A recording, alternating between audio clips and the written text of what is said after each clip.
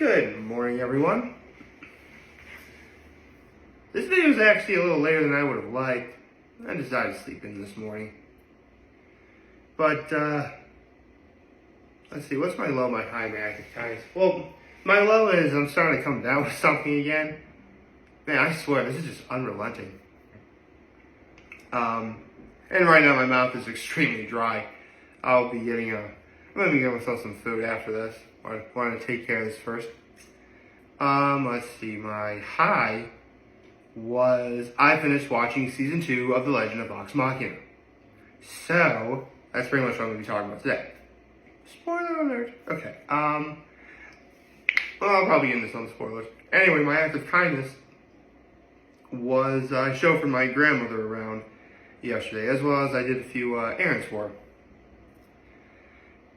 So, happy Saturday, everyone, and happy Super Bowl Eve. Yeah, Super Bowl Eve. I'm still debating on who I'm going to be picking tomorrow, but don't worry. When I make my final pick, y'all will know, for sure. Okay, so, let's get into The Legend of Vox Machina Season 2. Because when I did my video on this a year ago, give or take a few days, I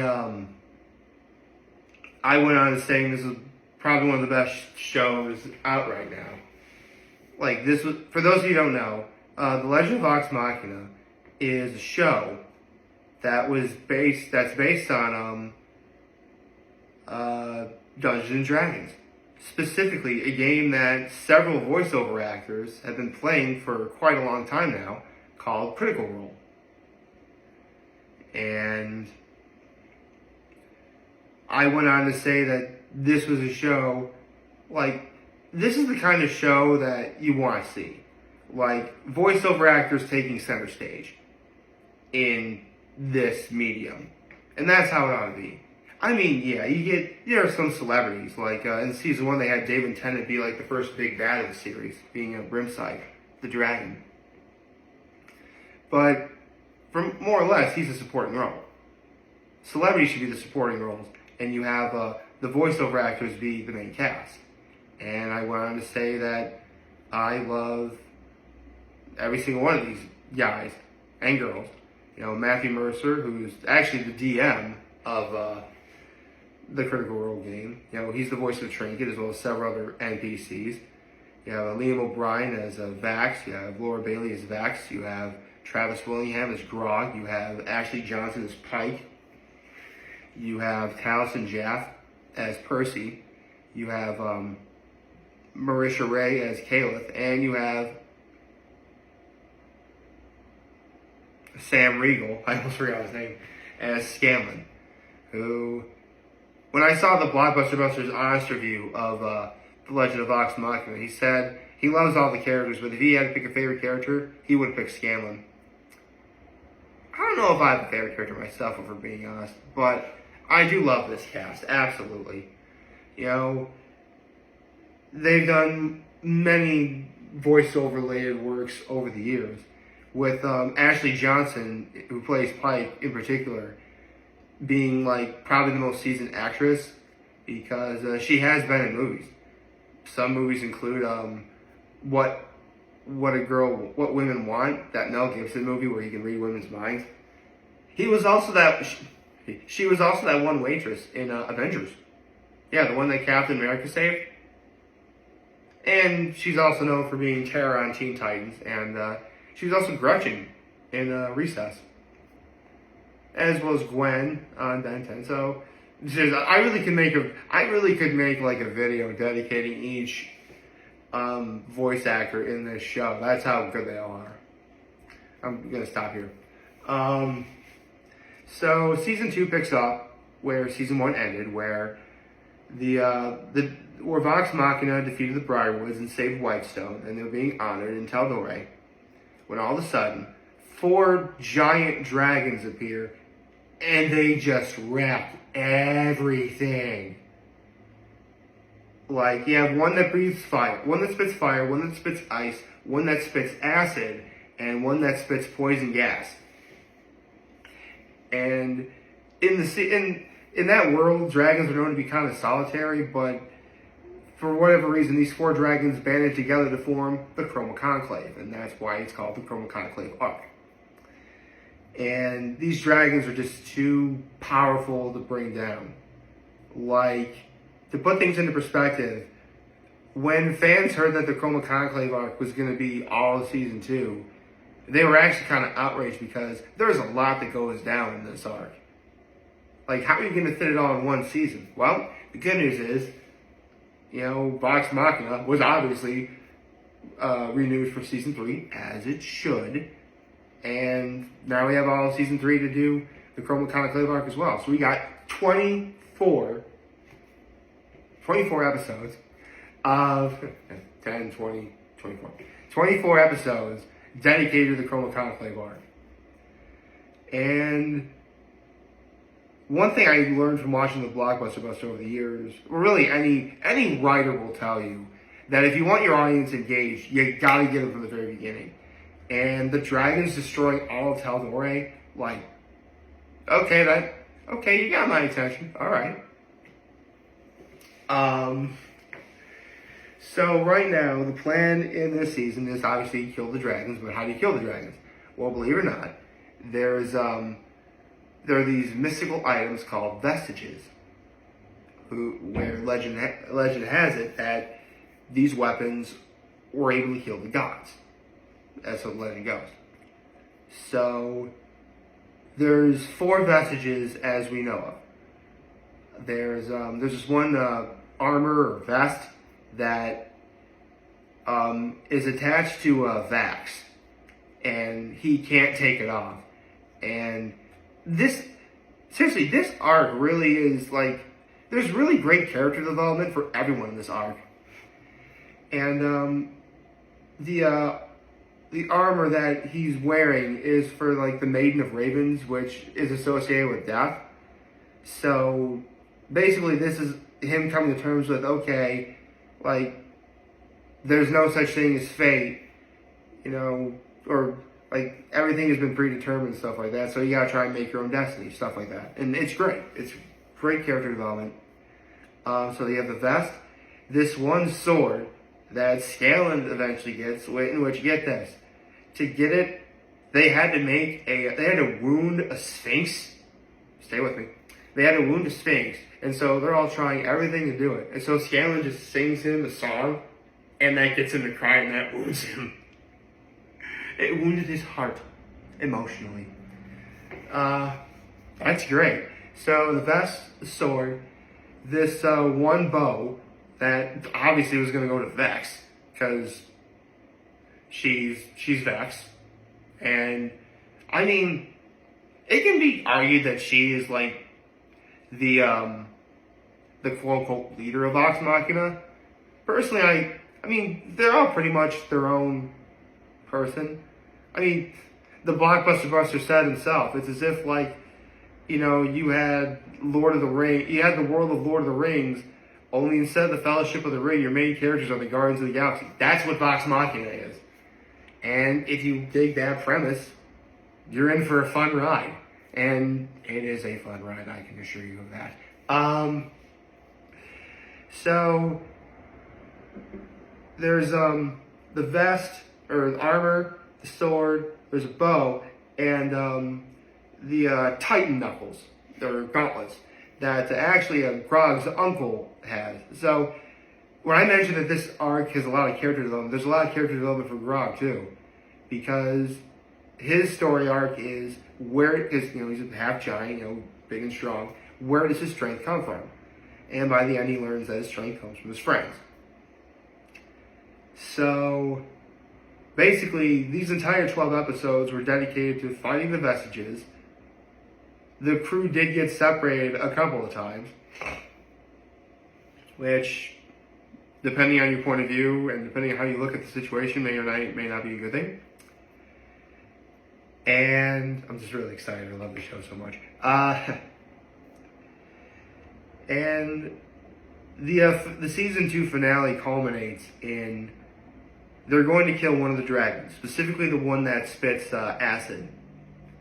And they got like all of Grog's herd, because Grog Grog became the leader of the herd, but his cousin now owns it because his uncle had owned it, but his uncle was kind of cruel, and so Grog challenged him and won. So, typical stuff, right?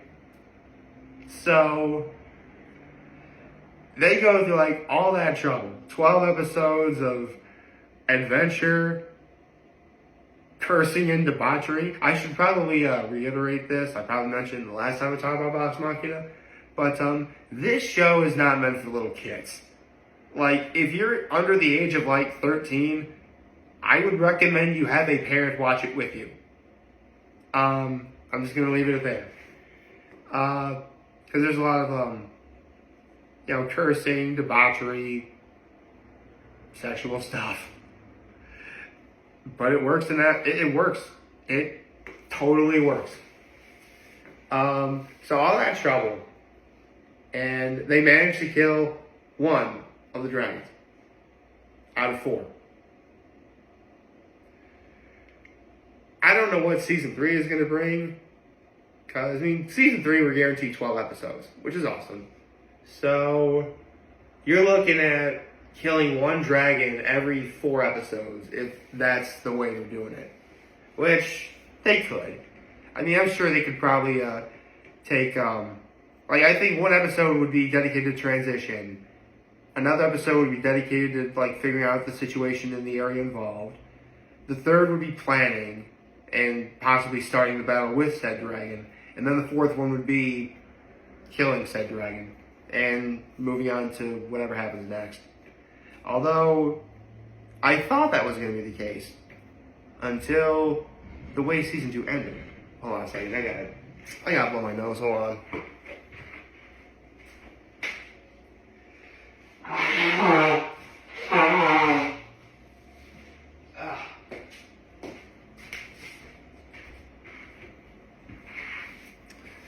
Can you tell I've come down with something again? So, the way I blow my nose probably sounds really funny to you guys. Okay, so, the crew, after they destroy the acid-spitting dragon, the Vox Machina and everyone returns to Whitestone to celebrate and plan, the next move. Where the holy priestess that Whitestone has actually winds up getting possessed by one of the dragons. Specifically, the one that spit out poison gas. Who was voiced by Cree Summer. Which, right on, Cree. Love Cree Summer, she's awesome.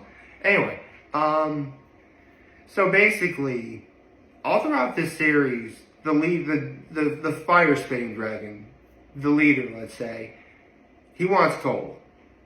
And they don't really get into why he wants it, but the gas-spitting dragon has really had enough of that.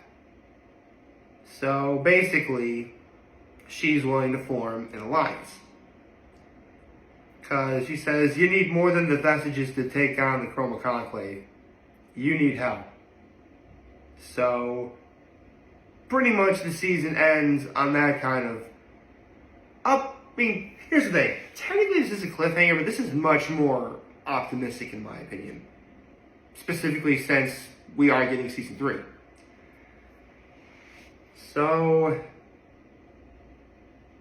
yeah, that was Vox Machina season 2. I love this show, guys. I do. I love it so very, very, very, very, very, very, very, very much. Like that one Johnny Bravo episode, I love Jerky Jake's beef jerky very, very, very, very. Johnny Bravo was a great show. Ooh, they should get Jeff Bennett to do a voice in Vox Machina. I think they could. I don't know what they would have to do, but they could. Anyway, so as great as this season was, and as excited as I am for season 3, I'm also kind of sad and worried. Because I have no idea when season 3 is going to come. Remember, it's been pretty much a year since season 1 finished. So, I mean, look, this is the sort of animation style done by Titmouse, great company, by the way, in which they clearly know what they're doing. Like, every episode collectively has taken more than a year to put together, which that ought to be the case for a good show. So, as much as I would hate to just say that, I don't want to wait a year, I'm afraid I'm going to have to wait a year until we get season 3, excuse me. But I can definitely say that this was a fun ride. The first 2 seasons of The Legend of Vox Machina have wildly exceeded not just my expectations, but from what I've seen, pretty much the expectations of every fanboy and fangirl out there. Especially those who have always, like myself for instance, who have always admired the craft of voiceover work. To Matt Mercer, Lean O'Brien, Sam Riegel, Taliesin Jaffe, Travis William, Ashley Johnson, Marisha Ray, and Laura Bailey, thank you guys for all you do. May your show have continued success going forward. May we hopefully not have to wait another year before we see you guys play your iconic roles again. May whatever work you're doing outside of Vox Machina, doing voiceover work for other shows, may you see success in that as well. And thank you very much for a wonderful season 2. I hope y'all liked this video, and if you did, like and subscribe to the YouTube channel, follow me on social media. As always, I am very humble to make this video for all of you guys who watch and enjoy for today. I hope you have a wonderful Saturday. And remember, if any of you guys want to talk or chat, I'm always going to be here to lend an ear. I'll always have your back. Take care, and make good choices. 607 all day, baby. And now I have to contemplate who I'm picking for tomorrow's Super Bowl. Take care.